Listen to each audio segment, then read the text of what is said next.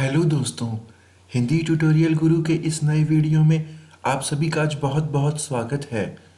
तो दोस्तों, आज के इस वीडियो में हम ह्यूमन ब्लड, जो इंसानी जो रक्त होता है, उसके बारे में पढ़ेंगे। और इस टॉपिक के अंदर मैं आपको काफ़ी जो है ना इम्पॉर्टेंट चीज़ें बताऊंगा, जो काफ़ी एग्ज़ाम्स के अंदर पूछे जाते हैं, जहाँ पर भी साइंस का सेक्शन रखा जाता है। क्योंकि हम देखते हैं कि कई जब भी जो गवर्नमेंट एग्ज़ाम होते हैं, वहाँ पर ऐसे क्वेश्चन आते हैं रक्त में से, ब्लड में से, जो हमें नहीं पता होते हैं। तो आइए दोस्तों, आज के इस वीडियो में हम पूरा जो ब्लड का टॉपिक है वो कवर करेंगे। तो जो सबसे पहला पॉइंट है वो शुरू करते हैं हम। वो ये है कि मनुष्य के शरीर में 4.7 से 5.5 लीटर तक का जो रक्त मौजूद होता है। 4.7 से लीटर से लेकर 5.5 लीटर तक रक्त मौजूद होता है।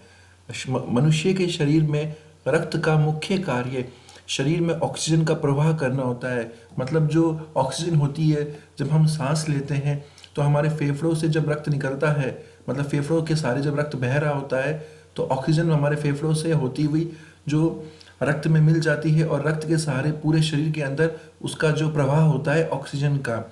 शरीर का लगभग 7% वजन के बराबर हमारा रक्त होता है।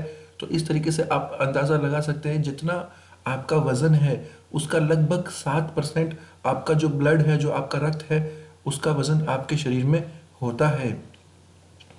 रक्त की जो पीएच वैल्यू है वो 7.4 होती है।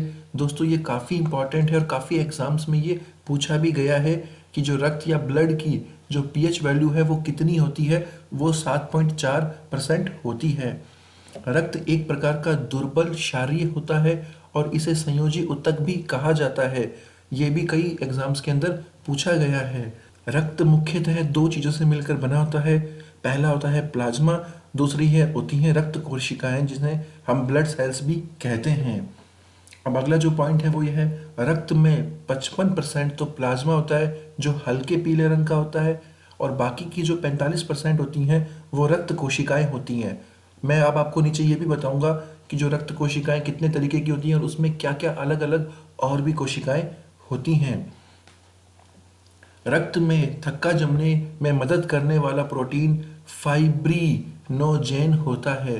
दोस्तों, ये एग्जाम्स के हिसाब से काफ़ी इंपॉर्टेंट है, और ये भी काफ़ी एग्जाम्स के अंदर पूछा गया है कि रक्त में थक्का जमने में मदद करने वाला प्रोटीन कौन सा होता है। तो ये फाइब्रिनोजेन होता है। अब रक्त में जो कोशिकाएं होती हैं उसे मुख्यतः 3 भागों में बांटा गया है। पहला होता है आरबीसी, जो होती है रेड ब्लड सेल्स, लाल रक्त कणिकाएं भी हम इन्हें कह सकते हैं। तो दोस्तों, जो आरबीसी होती है उनकी जो लाइफ होती है वो 100 से लेके 120 दिन तक होती है। मतलब मिनिमम वो 100 दिनों तक जीती हैं और मैक्सिमम वो 120 दिनों तक ही जीती हैं। इसके बाद में वो आरबीसीज मर जाती हैं और दोबारा से नई आरबीसीज का जो निर्माण होता है। आरबीसी जो बनती हैं वो बनती हैं अस्थि मज्जा में, जो बोन मैरो, हड्डियों के बीच में जो बोन मैरो होता है, वहाँ पर जो है ना आरबीसीज का निर्माण होता है। और ये हमेशा लीवर में जाके मरती हैं।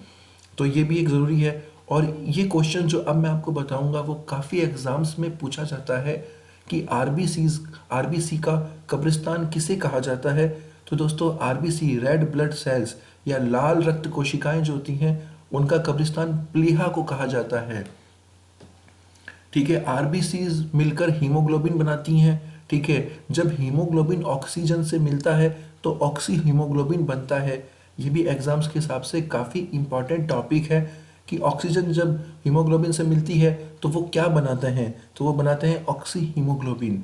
यह गहरे लाल रंग का होता है, और इसी के कारण जो हमारा ब्लड का जो कलर होता है वो लाल होता है।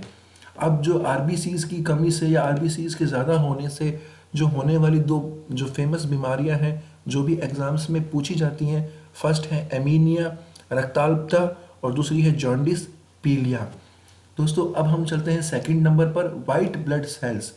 हमने आरबीसीज पढ़ ली, अब हम पढ़ेंगे वाइट ब्लड सेल्स, जो कि है श्वेत रक्त कणिकाएं हैं। दो जो वाइट ब्लड सेल्स होती हैं डब्ल्यूबीसी, इनका कोई रक्त जो कलर नहीं होता है, ये प्लेन कलर की होती हैं, वाइट कलर की। तो इन्हें जो श्वेत रक्त कणिकाएं कहा जाता है। ये रक्त में आरबीसीज की तुलना में कम होती हैं, और इनका जो जीवन चक्र होता है वो सिर्फ 13 से 20 दिनों का ही होता है। मतलब ये कम से कम 13 और ज़्यादा से ज़्यादा 20 दिन तक ही जिंदा रहती हैं। इसके बाद में मतलब ये मर के दोबारा से नई बन जाती हैं। डब्ल्यूबीसी का जो मेन जो काम होता है वो होता है रोग प्रतिरोधक क्षमता को बढ़ाना। मतलब जो हमारा इम्यूनिटी सिस्टम है, जो इम्यून सिस्टम है, जो कि इम्यूनिटी है कि हम बीमार नहीं पड़ते हैं या बीमार होने पर हम कितनी जल्दी उस बीमारी का सामना करके रिकवर होते हैं, ये डब्ल्यूसी निर्धारित करती है। डब्ल्यूसी का भी निर्माण जो सेम आरबीसी की तरह अस्थमज्जा में बोन मैरो के अंदर होता है। और विटामिन ए जो होता है वो डब्ल्यूबीसी की मात्रा को बढ़ाता है। तो ये भी एक काफ़ी इंपॉर्टेंट क्वेश्चन है कि कौन से विटामिन से डब्ल्यूबीसी की जो मात्रा है वो बढ़ती है। डब्ल्यूबीसी के अंदर मुख्यतः दो अलग और जो उनको पार्ट में डिवाइड किया गया है। पहली है लिम्फोसाइट और दूसरी है मोनोसाइट। तो दोस्तों लिम्फोसाइट होती है, इनकी संख्या डब्ल्यूबीसी में ज़्यादा होती है, पर ये आकार में छोटे होते हैं और ये बीमारियों से हमारे शरीर को बचाते हैं। इनका मेन काम ये है लिम्फोसाइट का। ठीक है। इसके बाद में जो मोनोसाइट होते हैं वो रक्त की में मतलब सबसे जो कहते हैं ना बड़ी कोशिकाएं हैं। तो ये भी एक बहुत ज़्यादा इम्पॉर्टेंट क्वेश्चन है कि रक्त के अंदर सबसे बड़ी कोशिकाएं कौन सी होती हैं। तो वो होती हैं मोनोसाइट। और इनका जो मुख्य कार्य होता है वो घाव को भरना होता है। जो लिम्फोसाइट है वो तो हमें मतलब बीमारियों से बचाती है, और मोनोसाइट हमारे पे जैसे हमें कभी लग जाती है तो घाव के जो भरने की जो गति है उसे जो मोनोसाइट डिसाइड करती है कि घाव आपका कितनी जल्दी भरेगा। डब्ल्यूबीसी से होने वाली जो कमी या ज़्यादा जो होती है तो होने वाली जो मेन बीमारियां वो ये हैं रोग प्रतिरोधक क्षमता का कम होना, और इसकी कमी के कारण हमें मतलब जो एक फेमस बीमारी हमने सुन रखी होगी रक्त कैंसर, ब्लड कैंसर, जिसे ल्यूकीमिया भी कहा जाता है। अब हम तीसरे पॉइंट पे चलते हैं, प्लेटलेट्स। दोस्तों प्लेटलेट्स की संख्या मुख्यतः 1.5 लाख से 4.5 लाख पर माइक्रोलीटर होती है ब्लड के अंदर। ठीक है, मिनिमम 1.5 लाख और मैक्सिमम 4.5 लाख। तो अगर इसके बीच में आपकी प्लेटलेट्स की संख्या है तो वो आपकी नॉर्मल में काउंट की जाती है। तो प्लेटलेट्स का जो मुख्य जो काम है वो ये होता है कि ये घाव होने पर जो खून निकलता है उसे रोकने में सहायक होते हैं।